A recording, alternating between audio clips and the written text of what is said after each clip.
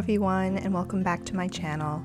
Rest days are often prep days for me since they give me an opportunity to take care of a lot of things around the house that I usually don't get to do during the week. As many of you know, I work in education and I'm out of the house for about 10 hours a day during the week. So when I get an extra day off or have a light weekend coming up, I take advantage of the time and get some prep work done. I'm excited to show you how this particular day went, so let's put on our apron and get into the kitchen. I'm SB, and this is SB Living.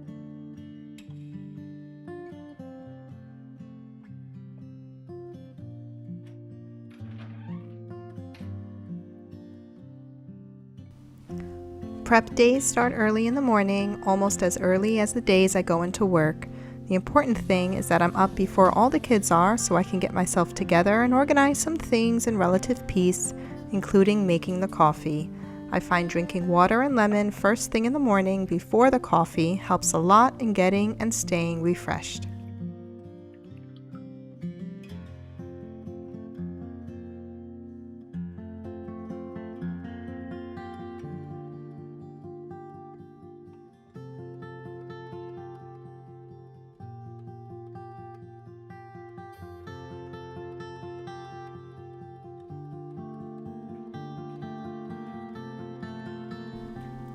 I make sure I get some bread baking done on prep days, and you have seen in my previous videos that I prepare the sourdough the night before.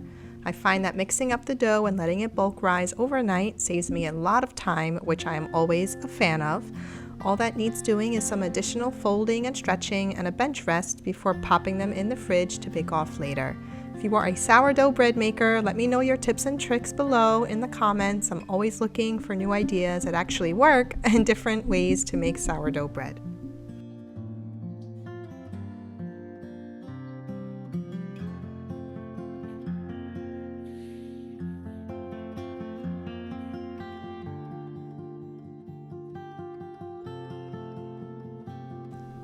A perk of preparing sourdough overnight is that there's always a cup of sourdough starter left over that I can use to make pancakes for the next morning. I use the recipe from The Clever Carrot, which has never done me wrong. Essentially, you mix up the starter with flour, sugar, milk, and eggs the night before, and then put it in the refrigerator. And all that you need to do the morning of is to add the baking soda and baking powder. This activates the bubbles and makes for the fluff in fluffy pancakes.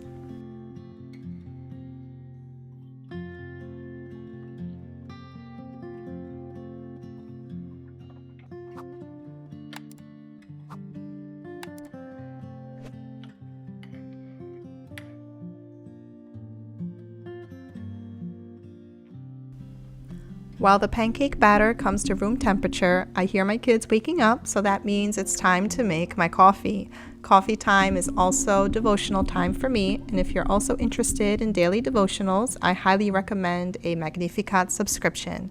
It's a small publication that includes morning and evening prayers as well as daily mass readings. It also includes inspirational art and stories of the saints to go along with the monthly themes and feast days. Reading the Magnificat daily and listening to a rosary in the morning centers my heart and my mind and always leads to a calmer, happier, and more positive day. While I'm doing some otherwise mundane tasks like putting these dishes away, since there's always dishes to put away, listening to the rosary becomes like a little meditation while also being productive.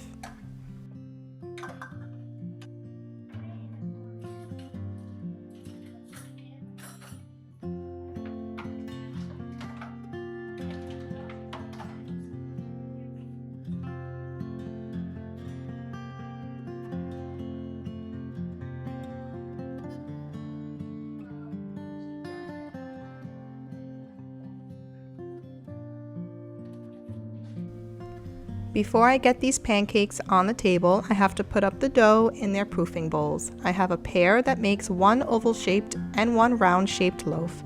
I get a few more stretches and folds in, and then pinch the tops for extra tension. I wrap them up to be placed in the refrigerator, and these will be baked later in the afternoon.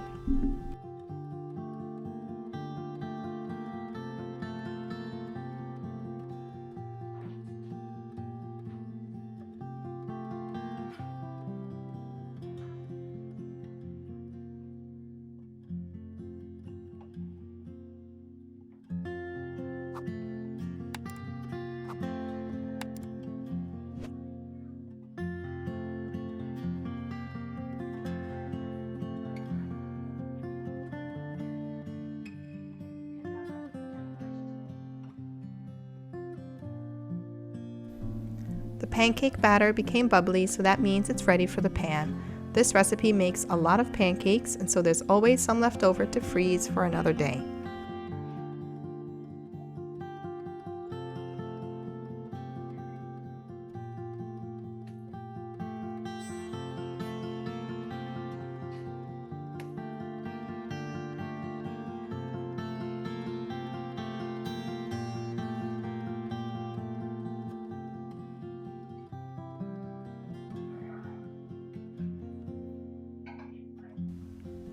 With the pancakes, there's always a fruit, and this morning it's bananas, which is a favorite.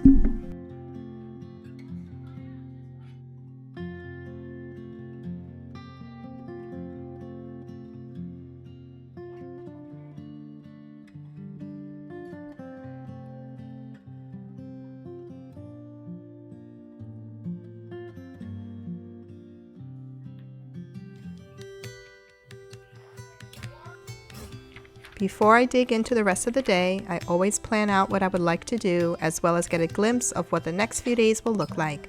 I use two different kinds of planners, a big one that I bring into work with me that has major tasks and to-do lists, and a smaller bullet journal type planner that is more personal. I get such satisfaction from checking things off a to-do list that I don't think I'd be able to live without some pen and paper to organize my life.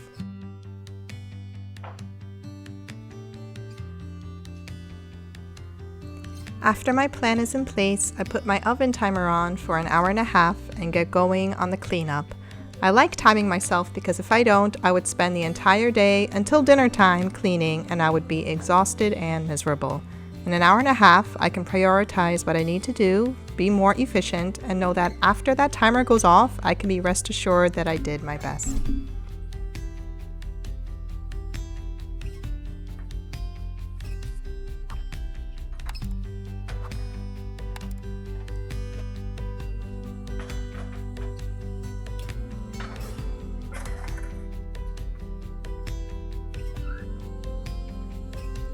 On this day, I decided that a wipe down of my cooking space was needed. It's the most used part of the kitchen and it tends to get dirty pretty quickly.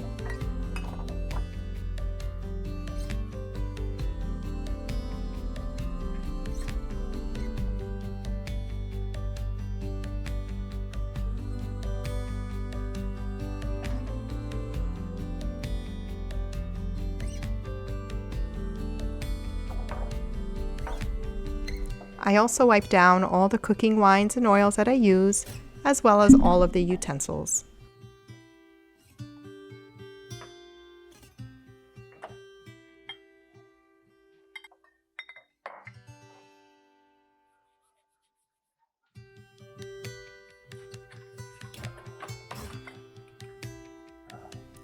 Once it's put all back together again, I refill the olive oils, clean the cutting board, and then it's ready again for another week of cooking.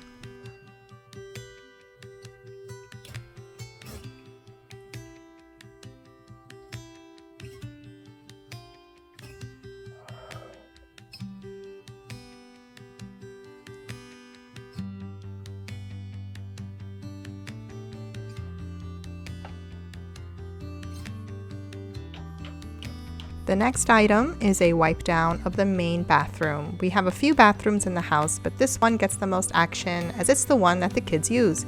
I don't keep a lot of items in here as it's small, but also the less clutter, the easier it is to clean.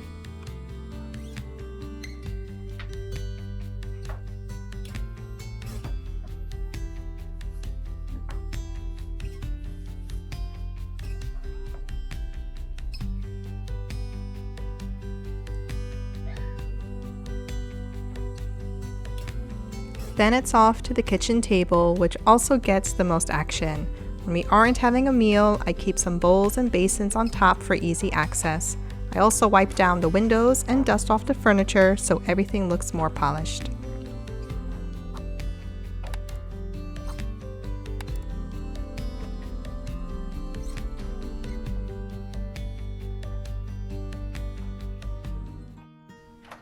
Next, it's time for laundry. I do laundry once a week, always on the weekends, and condense the loads as much as possible. It's one of the first things my kids have learned to help with, so it's not that much of a burden. On this prep day, I'm also running the sheets and towels through the wash to be put on the clothesline later. It's down to 24 minutes, which gives me just enough time to vacuum and mop. Throughout this whole cleanup process, I follow a simple rule: go from top to bottom. This means that vacuuming and mopping comes last after all the other tasks that make or add more dust or crumbs to the floor. Vacuuming and mopping is a signal that cleanup time is about to end.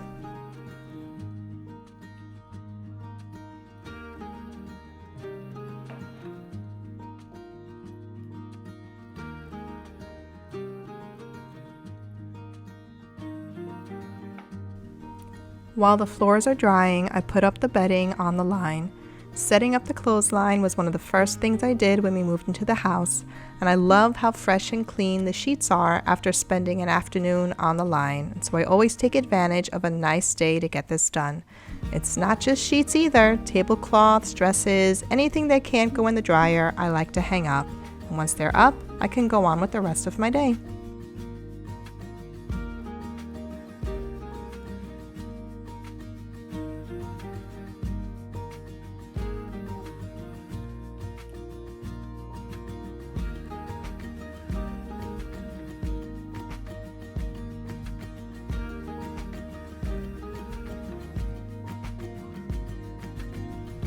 By now it's time for lunch, which is usually a combination of leftovers or fresh fruit and veg.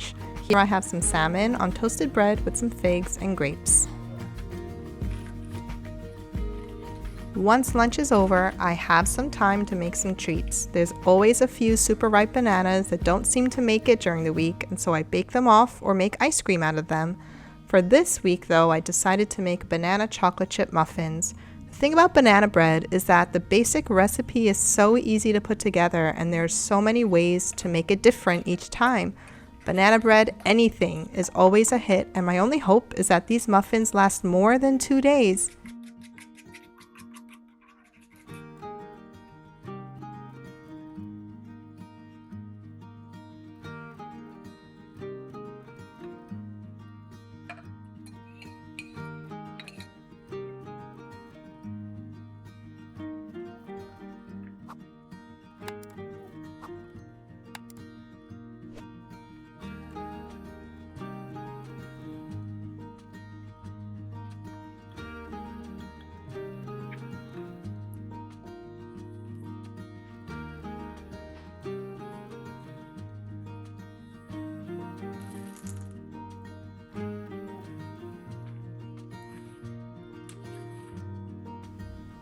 These muffins take less than an hour to make from start to finish. Baking banana bread in muffin form also cuts down on the cooking time, and in my opinion, is much better to serve and store compared to a solid big loaf.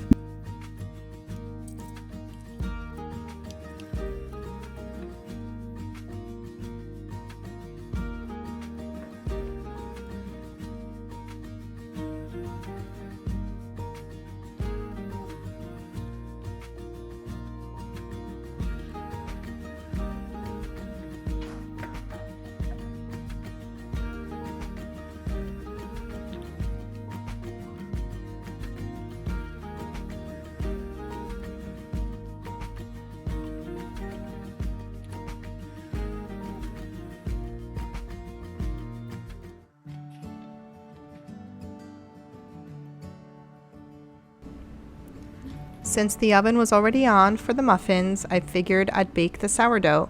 Once I take them out of the fridge, I put the loaves on floured parchment paper and score them. I don't do any fancy scoring on the regular, just some simple slashes for the bread to rise evenly.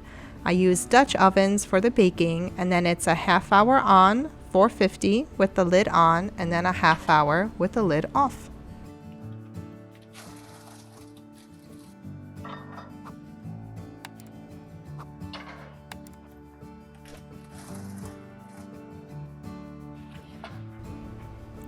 In the meantime, I get some more crafting done. Since my hour and a half of cleanup is over, I don't have much to do for the rest of the day outside of the baking. Not sure if you agree, but prep days are for mental health too, and getting more rows on this fall blanket is a great way to pass the time.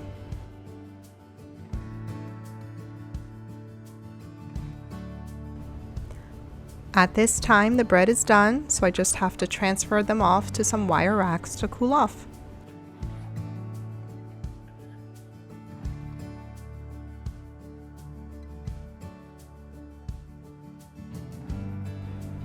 While the bread is cooling, it's time to turn over the beds with fresh sheets while the other sheets from the clothesline are put away. Fresh sheets on the bed is another signal that one week has finished and another is about to start. And by this time, prep day is over and the rest of the evening is for dinner and family.